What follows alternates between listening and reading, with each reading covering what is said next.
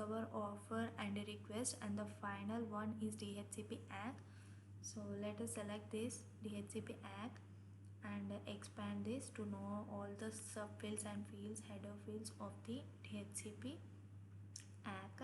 So here is a more message type that here it is given as reply to, and it is also highlighted in the hexadecimal in the data view window.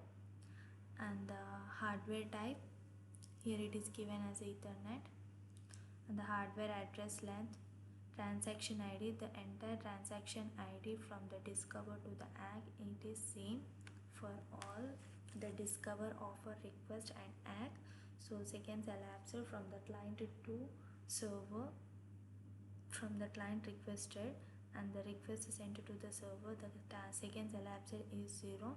And the boot B flags, that is of unicast, and client IP address, your client IP address that was given that 192.168.43.102, and the next server that was given as 192.168.43.1, and this is the default gateway of my computer. And the relay agent IP address, that is all the null values, that is of 0 value, here it is given. And the next is client MAC address, that is also highlighted in the hexadecimal numbers, and here the IP address is also highlighted in the hexadecimal numbers. For this, to know the IP address in the readable decimal format, we need to convert from the hexadecimal values to the decimal values. And the client hardware address, that is of padding, that is 10 byte value. DHCP option, DHCP server identifier, IP address lease time. So here are all the sub option fields of the option field parameter. So here the lease time given, that is 3600 seconds, that is of 1 hour.